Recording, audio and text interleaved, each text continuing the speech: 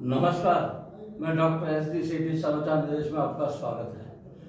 आज हम बात करेंगे 33,000 फीट की ऊंचाई पर उड़ान भरने वाले ऐसे पायलट से जिन्होंने अपने जीवन में जिंदा रहने की अलग मिसाल पेश की है। उनके साथ आज हमारी सीधे बातचीत होगी, जानते हैं उनके पूरे हालात पर। अनिल जी, आपका बहुत बहुत स्वागत है। पायलट जी, आप हमारे स्टूडियो में आए, आपका स्वागत है। आप बताइए, अपना परिचय दीजिए सर। मेरा नाम है पायलट अनिल कुमार शर्मा। मैं दिल्ली में पैदा हुआ। मैंने दिल्ली यूनिवर्सिटी से ग्रेजुएशन किया। उसके बाद मैंने सिविल डिफेंस होम गार्ड में ट्रेनिंग करी और मैं 2 कोर्स नागपुर से करके आया, फायर फाइटिंग इंस्ट्रक्टर कोर्स और सिविल डिफेंस इंस्ट्रक्टर कोर्स। उसके बाद मैंने इंश्योरेंस कंपनी में एज डेवलपमेंट ऑफिसर नौकरी करी और फिर मैंने VRS लेकर वाइस प्रेसिडेंट बना अलंकित TPA में।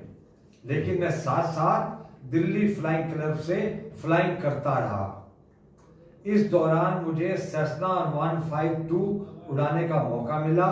मैंने सोलो फ्लाइंग करी और दिल्ली फ्लाइंग क्लब के पायलट के साथ मैं VIP किंग एयरक्राफ्ट उड़ाने लगा। इसके साथ साथ मैंने दिल्ली में स्कूलों में जाके फ्लाइंग के बारे में पढ़ाना शुरू किया, कैरियर इन एविएशन, और NCC में बच्चों को B और C सर्टिफिकेट की तैयारी करानी शुरू करी। तो मैं NCC एयर में पढ़ाता हूँ, दिल्ली फ्लाइंग क्लब में लेक्चर देता हूँ और बहुत सारे स्कूल्स में जाके बताता हूँ कैरियर एविएशन कैसे जाना है आपको। इस समय 71 वर्षीय हमारे साथ है पायलट अनिल कुमार जी। आप जमीन पे भी वैसे ही सक्रिय हैं जैसे आसमान में थे, आज भी जिंदा रहने की मिसाल है।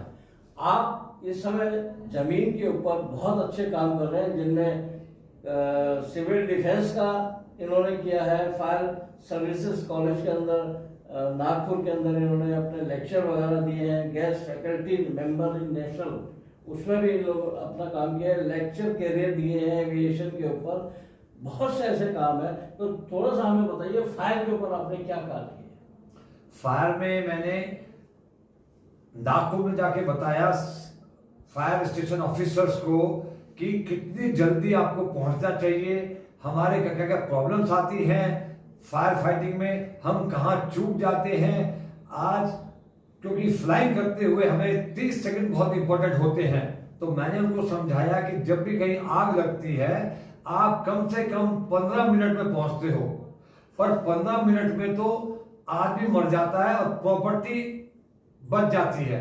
हमें प्रॉपर्टी नहीं बचानी, हमारा काम तो आदमी को बचाना होता है। आपकी प्रोफाइल के अंदर मैंने देखा है कि गोल्डन जुबली जब बनाई गई थी फायर की, तो उसमें आपने आग बुझाने का जो साधन पुराने इंग्लैंड या ब्रिटिश के अंदर होता था कि घोड़ों के ऊपर सवार होकर आग को बुझाने के साधन ले जाया जाए सर, लेकिन आपने इंडिया के अंदर हेलीकॉप्टर से कैसे आग बुझाई जाती है उसके बारे में बताया था। yes. वो क्या है?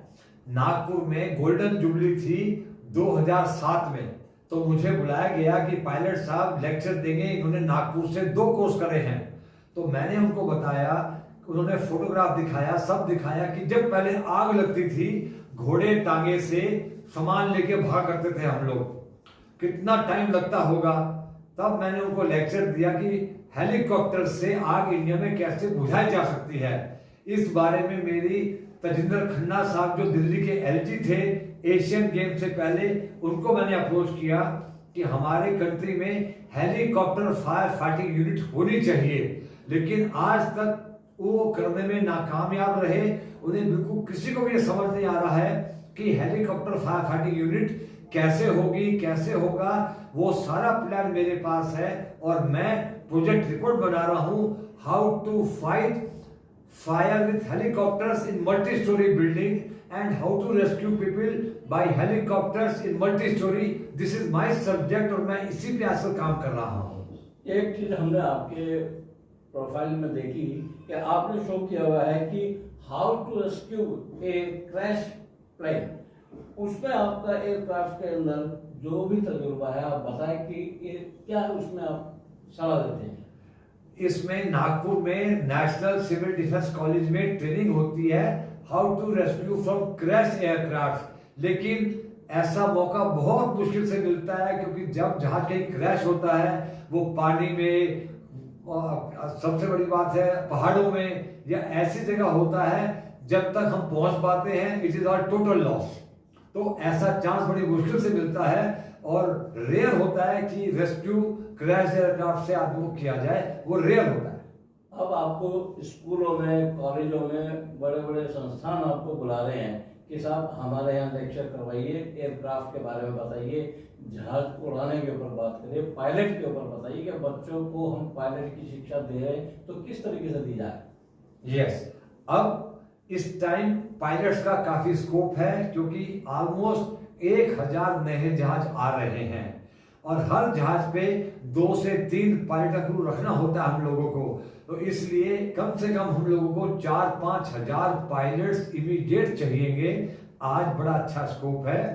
10+2 फिजिक्स और मैथ्स जो स्टूडेंट्स हैं, लड़के हो चाहे लड़कियां हो, वो 1-2 साल के अंदर अपनी पूरी ट्रेनिंग करके पायलट बन सकते हैं और बहुत अच्छा एवेन्यू है इसके अंदर। आज जो फ्लाइंग है वो टेक्नोलॉजी की वजह से होती है, कोई मैनुअल नहीं है, सब ILS और स्टूडेंट रेटिंग से फ्लाइंग होती है।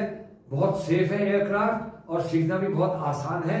अब धीरे धीरे बच्चों को इस लाइन में लाइए और अच्छी सैलरी है, अच्छी लाइफ है। आखिर में मैं जो युवा पीढ़ी है उनके लिए एक संदेश आपसे लेना जरूर चाहूंगा कि गरीब बच्चे जो युवा हैं उनको भी चाह होती है कि हम आसमान में उड़ें, जहाज सीखें और किस तरीके से, क्योंकि इसको उड़ाने का, सीखने का करोड़ों का खर्चा है पायलट बनने के लिए, तो उनके लिए आप क्या संदेश देंगे कि वो किस तरीके से पायलट बने। यस, सबसे बड़ी बात है कि इसमें कम से कम 40 लाख रुपया खर्चा आता है, लेकिन कुछ बच्चे प्रतिभाशाली होते हैं, उनमें उड़ान भरने की क्षमता होती है, OPABT टेस्ट पास किया होता है उन्होंने और वो पायलट बन सकते हैं। लेकिन 40 लाख ना होने की वजह से वो अपने को अक्षम पाते हैं। लेकिन उनके लिए रास्ता क्या है, 10+2 में अपियर होते होते NDA का एग्जाम दीजिएगा। NDA पास होने के बाद pilot aptitude battery test pass करिएगा। इसमें टोटल फ्लाइंग फ्री होती है। दूसरा रास्ता क्या है, आप कॉलेज में MCC ज्वाइन करिएगा एयर विंग, और एयर विंग से B और C सर्टिफिकेट लीजिएगा। उसमें हम 60 घंटे तक हर बच्चे को फ्री फ्लाइंग कराते हैं। वो दूसरा चैनल है। तो ये 2 चैनल हैं जिनके पास पैसा कम है पायलट बनने का। अदरवाइज मिनिमम 40 लाख रुपया तो फ्लाइंग की फीस है, इससे कम बड़ा मुश्किल होता है पायलट बनना। तो ये थे हमारे साथ पायलट अनिल कुमार शर्मा जी, जिन्होंने अपने समय के हवाई यात्रा से लेके और जमीनी यात्रा तक का सफर तय किया, कैसे किया। तो आज हमारे स्टूडियो में आए, उसके लिए आपका बहुत बहुत शुक्रिया। आपने बहुत कीमती समय दिया और आपने जो बातचीत की उसके लिए बहुत बहुत शुक्रिया। Thank you very much.